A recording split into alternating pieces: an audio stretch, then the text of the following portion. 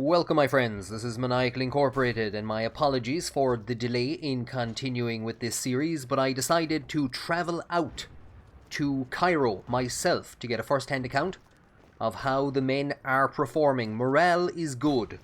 They're not happy with the food though, they miss bacon and cabbage, but other than that, they're all happy. Towards the end of the last episode, they managed to finally break across the Suez Canal, and they are now on the outskirts of Cairo. We've seen a massive heap of German, I think Ukrainian and Finnish troops coming down in this direction, and I would expect that we're about to see the start of a final push on Cairo. If you haven't done so already, do go and check out in the description below. There's links to the Maniacal Inc Discord and to the Twitch channel. So I've been on Twitch over the last while, so just in case there's ever any big absences and you're wondering where I am, you'll usually find some information there. Now, I might have spoken too soon because we've seen a good chunk of German forces just driven back from the line, so we pushed across. On the last episode, managed to push across and take this bit of a foothold, and I think they've just been pushed out of there, so things are actually looking bad at the moment, and there is an attack along the length of the front. So we're holding, but it's pretty much all down to the Irish now. And we've also completed the university expansion grants, which gives us an extra research slot. I asked at the end of the last episode what exactly it meant to complete the government's initial political national foci. And I was floundering around. I did revitalize intelligence networks, which was of no use to me, but I thought that might be part of it. My thanks to those who responded. Somebody responded, and it looks like they're right, that we're going to need to do these 4. So develop advanced technological areas down as far as espouse cosmopolitanism. And that will allow for one of these 2 options. I'm not too sure how pushed I am. Daily political power gain, plus 0.07. Can't say no to that. I would be interested after the 41 election in getting maybe Father of the Republic and the international port of Belfast. But we've kind of already dealt with the Northern Crisis. So even though I'm not too pushed about actually getting any of these, I don't think I'm going to go for in the name of the Republic. We've actually, from what I can see, we've dealt with the Northern Crisis. Not alone fairly well, maybe too well. We've managed to stave off an open rebellion there. We've managed to stave off violence. Collins has kept himself in power and prevented a coup. I think we've done a great job. I'm going to go for reap the benefits of Mittel Europa. It's going to give us some benefits, including daily political power gain. I was trying to build heavy cruisers, and it's taking until, I think it was November of 41 before a heavy cruiser would be built. I've changed it to light cruisers, put the 2 dockyards that we have working on it, and it's taking until January. We could maybe do with getting a bit more steel. I'm going to hold off for a while, save up the political power, and I might expand one of these opportunities that we have, but for now I'll hold off. We're seeing another large offensive along the length of the lines, and it does indeed look as though the Ottomans have come in behind the back of them. They've landed just outside Alexandria and way over here as well. That's an interesting place. They're bringing in more forces this time as well, and the Egyptians are having to pull back from the line. This might be an opportunity for us to push forward. Unfortunately, the Ottoman position just outside Alexandria has been taken. We have managed to push to the south of Cairo. We're still trying to push up here, and I'm not too sure that's a great idea now. And as we contemplate an assault on Cairo, we are told of an upcoming Pan-Celtic Congress taking place on the Isle of Man between the Celtic peoples, namely those from Ireland, Scotland, the Isle of Man, Wales, Cornwall and Brittany. The idea of the Celts as a separate race, as opposed to different groups of people who spoke a related group of languages, took root in the 1800s with advancements in the field of linguistics, but remains a matter of scholarly debate. And that is still the case to this day. There's a good chunk of research ongoing in this field, and there's been some really interesting research in the last couple of years. I was thinking of making a video on it. It's something I might do. I did a bit of research for a video, by which I mean I have about 40 tabs open in Google Chrome. So I might do a video on it at some stage. But for now, they're all a great bunch of lads. We get 1% base stability. We're going to see if we can push on... See, this is the problem. Oh no, we're fine. That was one of our forces, so we're still actually holding this line. We are now being told that our offensive into Cairo might not work. We could take these guys and try and push them in.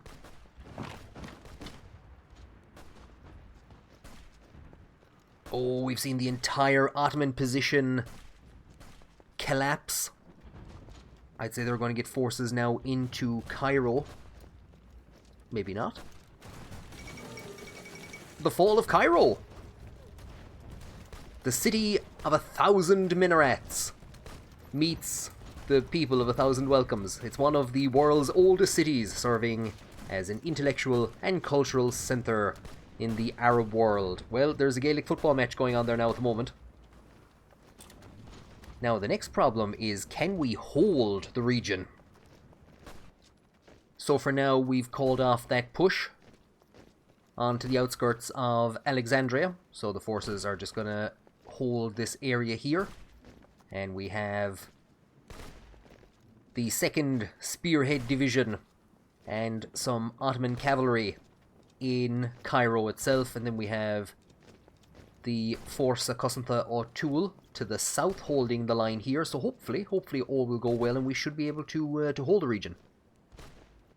I have a feeling that this little push here outside Baghdad is why a lot of the German forces withdrew. So there was a chunk of German forces in the region and they had to pull back, and I have a feeling it was this push here. So while things are going well on one end of the front, they're beginning to waver a bit on the other side. I've said it before and I'll say it again. What has Mittel Europa ever done for us? Well, it's given us some daily political power gain, increased construction speed, and a couple of other benefits. And considering how military affairs are going at the moment, I'm going to return to the military tree and expand the Corps of Engineers, primarily for that +2 entrenchment bonus, but also we're going to push and see if we can unlock Nafian Oglig. I've been fairly slow so far to do any trade because I don't want to give up the civilian factories. However, we do need rubber and we do need tungsten for aircraft.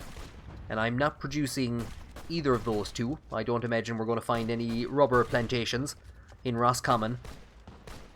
So instead, we're going to have to look to getting some from German East Asia. And it took me a moment to figure out how to read this. I thought, I don't want 64, but it's buy 8 for 1 civilian factory. At the moment, we're in a deficit of -3. Yeah, go on. And I also wanted to trade for some tungsten, and it told me that I could trade with the United States of America. And I said, what the hell is that? So we can buy 8 for 1 civilian factory and 5 convoys. We will send. So yeah, the USA has been formed under Frank Finley Merriam. So I think the Dominion of Canada has basically surrendered a chunk of land over here to the United States to allow this region to be formed from the victorious Pacific States. Well, they were the victor of the three-way civil war. The Dominion of Canada won, really. Or maybe it was the United States of Greater Austria that I was supposed to trade with. There's so many United States now, it's hard to keep track. The Second Arab Revolt has broken out, and there are talks with Egypt concerning possible entry to the Cairo Pact. I think you'll find that Ireland is the Cairo Pact now. So I'm not too sure what anarchy that's going to cause in the region. So at least one conflict has come to an end for the Ottoman Empire, as another one begins. Right, well, on the one hand, good job, Ottomans. They've gotten in again behind the back of the Egyptians, started another naval invasion. The problem is that our forces are stretched too thin here. If we start trying to push forward, we're going to get very quickly encircled. So I think at the moment we have 5 units. I think they had 20 at one stage. And it's basically Ireland holding them off from advancing on Cairo. So we kind of need more forces down in this region. We've managed to expand the corps of engineers, and we're going to go for Nefin Oglig, add technology assault battalion. And we could do with an assault battalion. I mean, we're holding well in Cairo, but considering the amount of Ottoman troops that are just piling up here and not doing anything, there are more Irish holding this line than there are Ottoman divisions. And what a place to be as we receive news. It was inevitable. We knew this was going to happen. I didn't expect it would be so soon. Tension was around 57% the last time that I checked. But the Commune of France has declared war on the German Empire. I imagine there is going to be a spate of wars declared. We see some German divisions here. Are we going to see those withdraw? We're still training some divisions. We're told that we have low manpower, and we're going to have to sort that out by introducing extensive conscription. And as we return to the Cairo front, we are told that for the second time in less than 2 decades, Europe has been plunged into war. And we have a picture of the Irish forces in what I believe is the Vickers Patron helmet, which was identical to the one that the Germans wore. So that created a lot of funny and interesting images at the time for newspapers. We're told that the situation is referred to as the emergency, as given the country's neutral status, it cannot be described as being at war. IRL, on the outbreak of the Second World War, the government introduced the Emergency Powers Act, which allowed them to bring in emergency legislation. So these would be temporary bills or temporary pieces of legislation which would be in place for a year, and then they'd have to be voted on again by the Dáil to be implemented for another year. And the Emergency Powers Acts, those acts kept being renewed year on year on year until 1946, and then they were all allowed to lapse. The government forgot, however, to actually rescind the Emergency Powers Act itself, and that remained on the books, I think, until 1973. Basically, Ireland declared a state of emergency in 1939 and didn't rescind it until the 1970s. Hopefully it won't go on that long this time round. The Irish Republican Army, decisions are now unlocked and additional chiefs of army and military high command members are recruitable. Fantastic.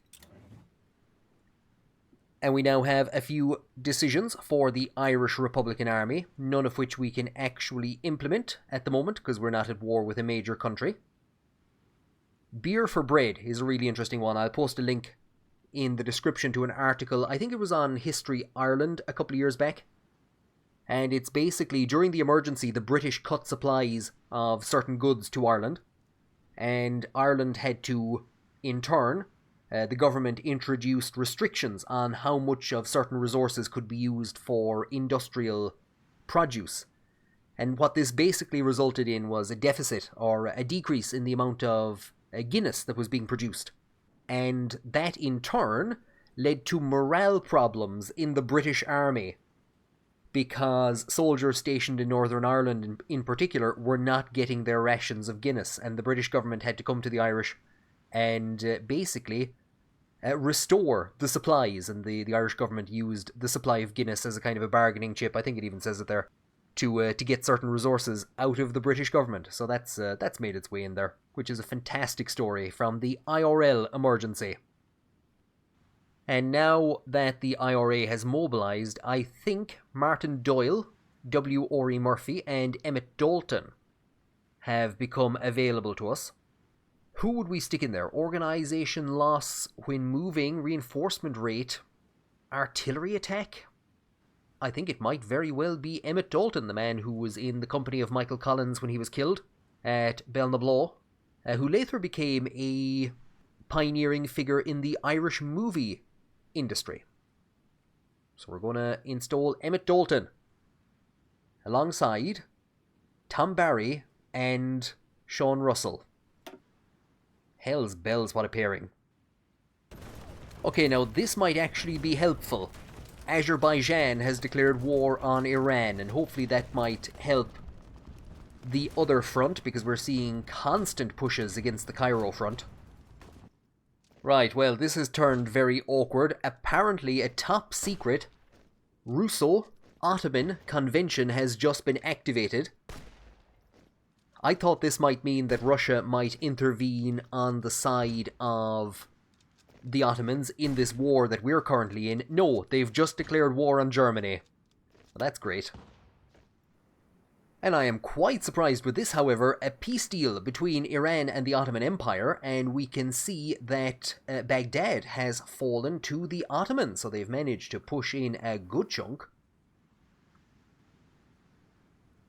So hopefully we're going to see some of these forces maybe redeployed over in this direction. I was pushing down here to try and kind of disrupt things a bit. I'm not too sure if I want to do that anymore now, because we're lengthening and weakening the front.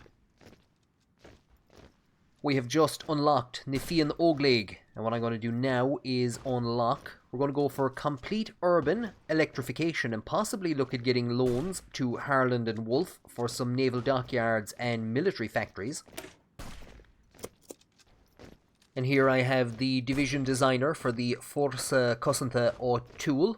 So at the moment they have the engineer company, and if I click to add, we now have a new technology, Assault Battalion. So defense plus 28, breakthrough plus 5, soft attack plus 10, organization drops a small bit, supply use goes up a small bit. That looks pretty solid. Manpower plus 1,000, do you know what? We'll add them. And we receive news that Russia invades the Reich Pact. War is hell, it is indeed. Back in Ireland, we have, what have we? 3 units of Forza Cosanta O'Toole and 1 light tank. And I'm hoping to get another light tank together and then offer the 5 of those to Germany. Now at the moment, we've taken that line. That weakens the Ottoman position, so I'm not really too sure. We might actually want to withdraw. Or you guys might want to do something. There's another major Egyptian push on the lines, and we can see that the Ottoman irregulars, are attempting to push across the Nile. I'm not too sure that's a great position, especially as they have more forces down here. We could help them, but that's just gonna create a mess. So at the very least, there's some positive news from this part of the conflict. And we're beginning to see Ottoman tanks coming up in this direction. I think we have some Greater Austrian forces. So it looks like they've selected here to be where they will try and push across the Nile. We've also managed to complete urban electrification, so we're going to get some bonuses for 280 days. I would like to go for the Dublin Institute for Advanced Studies, which was Eamon de Valera's pet project. It has 2 chairs, one in Celtic Studies and the other in Theoretical Physics. And one of the first holders of one of those 2 chairs, I'm not too sure which one it was Schrödinger. Celtic Studies, probably? Yeah, probably. And I actually have a couple of books from them. Most of the books that I use for the medieval Irish history videos, so the marriage laws one that I did recently, I picked up a book from the Dublin Institute for Advanced Studies. So I'd like to go for that one next, but we're going to go, I think, for loans to Harland and Wolff, primarily for the naval dockyard and the 2 military factories. So yeah, another revolt has broken out in this region, which is probably going to distract Ottoman forces. They're stretched out all along this region. We can see some more Greater Austrian forces. Now, I've done a fairly solid job keeping the army mobilized, but I did kind of forget about the economy. We've kept the economy as a civilian economy. It's a bit late, but it's time to push it to early mobilization. The Greater Austrian forces are attacking in the worst possible position. I think here is the weak point. Oh god. And I think this year, on the commemoration of the 1916 Rising, the military parade will be larger than usual.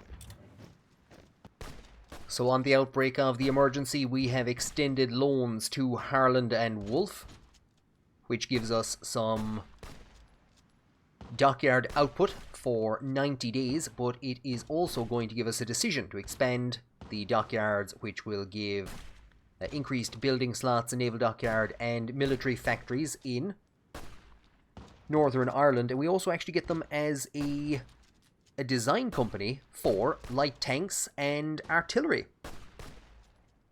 So with that completed, we're now going to support Aer Lingus,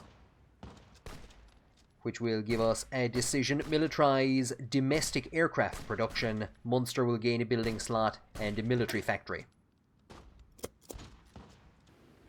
Now, we were hoping to have this ready for the commemoration of the 1916 Rising, but a few days late we have gotten our 2nd Armoured Division up and running. So we have 2 of them. We have 3 units of the Forsa Cosantha O'Toole.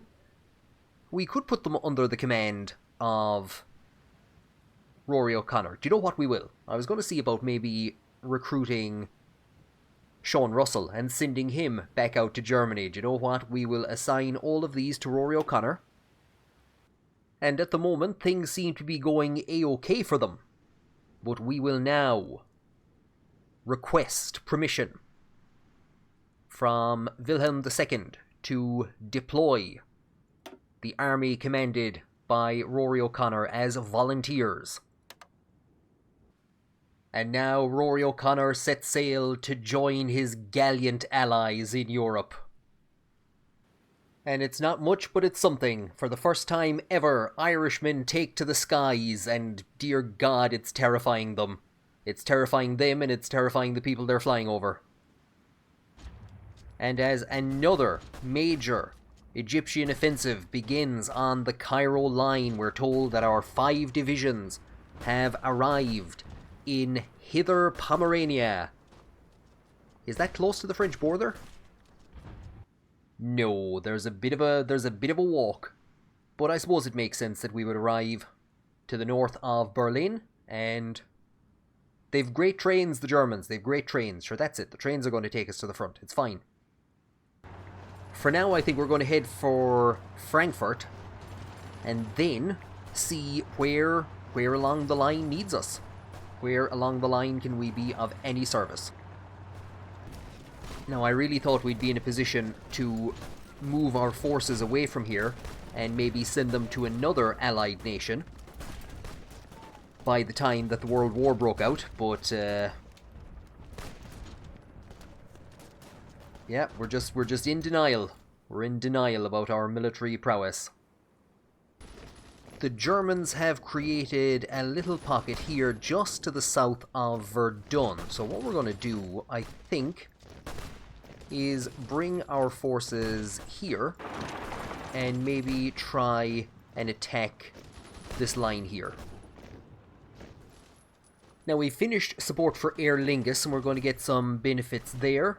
We can militarize domestic aircraft production. We've done fairly well with professionalizing the army. I don't know, is there anything else that I want to go for? Maybe centralization of the High Command? Get some benefits for some of our officers, including Emmett Dalton. What I'm going to go for now is adopt a new standard rifle. We'll get some weapons into storage.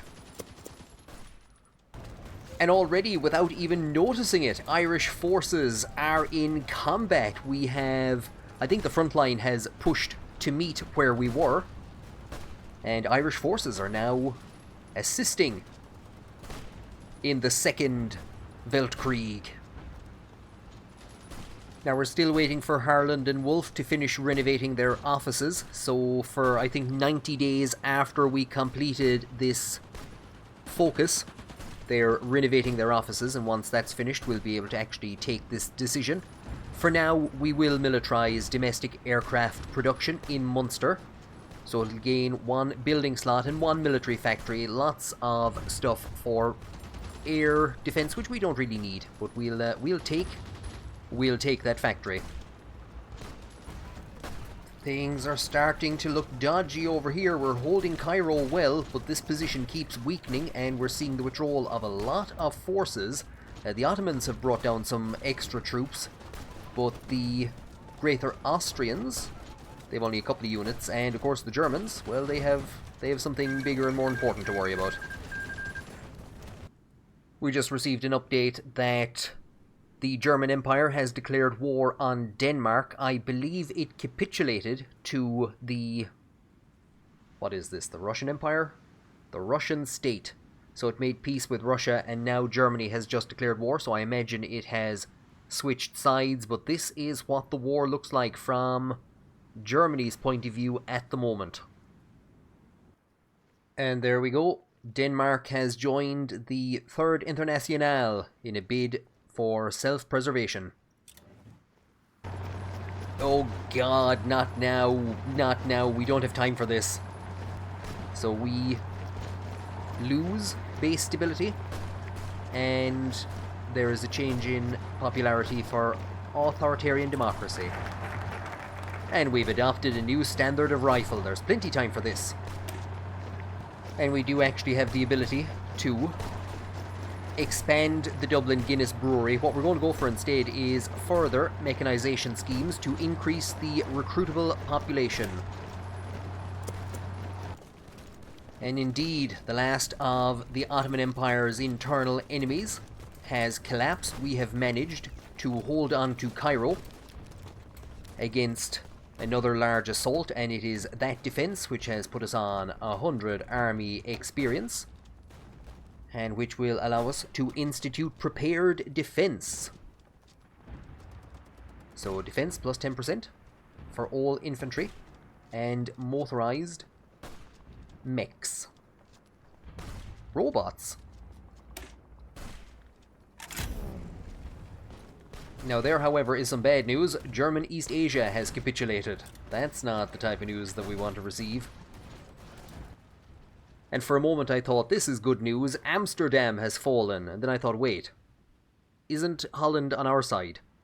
So it looks as though there has been a naval invasion, and Amsterdam has fallen. And the only bit of potentially good news, the French Republic has just declared war on the Commune of France. Hopefully that will split their attention. A naval invasion would split their attention. So we're now receiving the double news that French exiles intervene in the Weltkrieg just as the Kingdom of Italy appears again out of nowhere and joins the Entente. Irish men are bravely holding Cairo. Others are doing something on the French border, I'm not entirely too sure. And others are renovating an office. Well, they were, because it's done. They're finished. And as they have finished, we can finally begin the process of expanding the dockyards. Now, initially to me, it looked like things weren't going the best for Germany at the start, and I was thinking that we maybe attached ourselves to the wrong side. After a bit of early success on the French border, things have ground to a halt, and of course a large chunk of the Netherlands was taken by an international naval invasion. That's being driven back, however. And there is now an agreement between the Reich Pact and the Entente that they will cooperate, and that once the Syndicalists have been defeated, no territory in France or Great Britain will be taken, And instead, the exiled French and British governments will make a swift return to Europe. War makes for strange bedfellows. And I think in the midst of all the machine gun fire on in the background, just after securing further mechanization schemes, we are indeed going to unlock the Dublin Institute for Advanced Studies. And the reason there is so much gunfire going on is because the Syndicalists made a push on the line here. Now, they've been driven back, and the Germans have seen a bit of an opportunity to try and hit this point here. We're coming in as well. So I'm hoping that isn't going to leave this place depleted for a potential encirclement. Oh, poor Tokyo.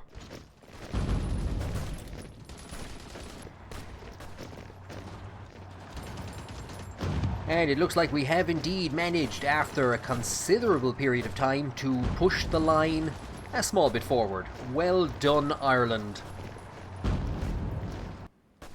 As for the Cairo front, now, if the Ottomans, with the forces that they have here, now if they were to make a naval attack in behind the backs of the Egyptian line, I think we could push them. I think we could get as far as our objective, which was a randomly drawn line on the map. We could take Alexandria. And all that hard work for nothing. The little incursion that we made in the French lines has collapsed. We've completed the Dublin Institute for Advanced Studies just as another push is made on the Syndicalist lines. And maybe with an eye to the 1941 general election, we'll see about finishing off the political foci and develop advanced technological areas. So in the midst of war, we are beginning to put a lot of time and effort into research. We're seeing some bit of a movement in the line. The course of this battle has changed, I don't know how many times at this stage.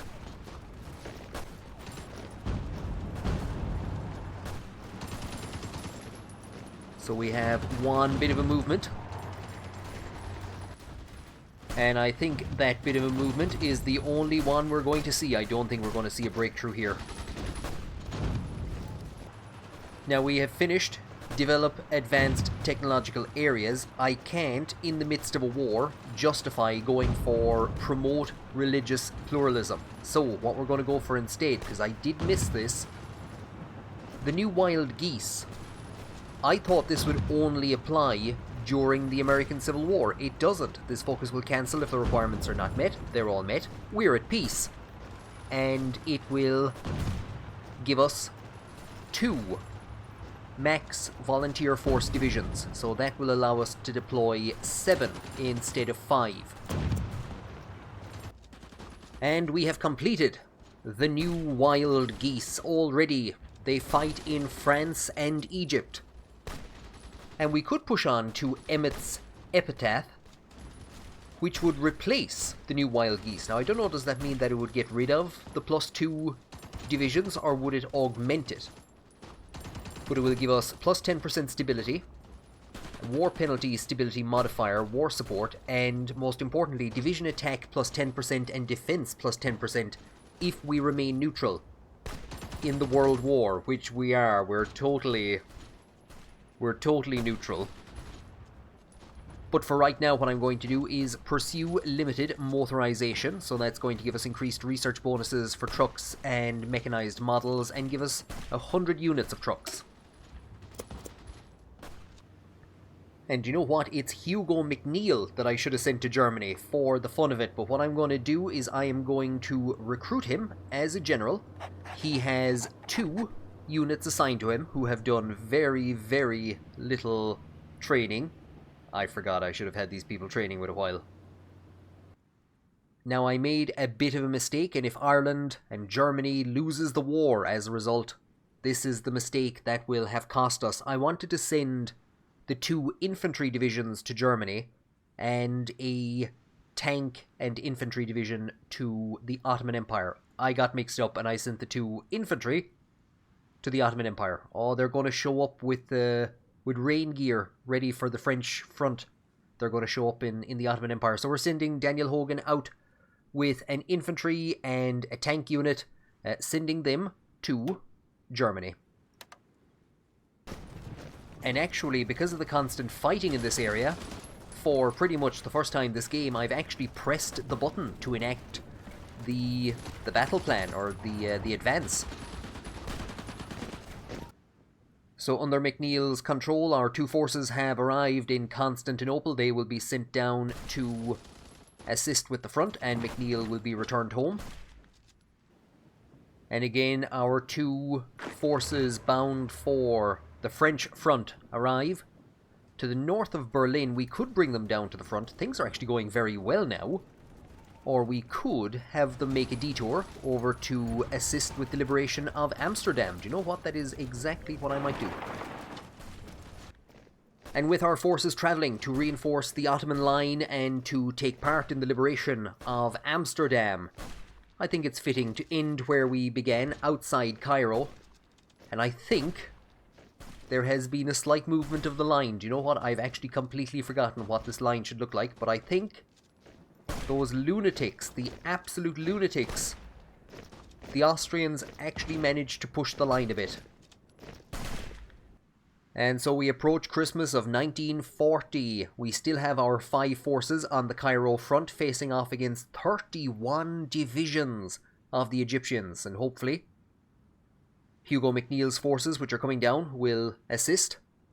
Daniel Hogan is about to become the first Irish commander to command in 2 separate conflicts. He commanded here briefly for a period of time, and he's about to assist with the attack on Amsterdam. Irish forces face off against British soldiers for the first time since the War of Independence.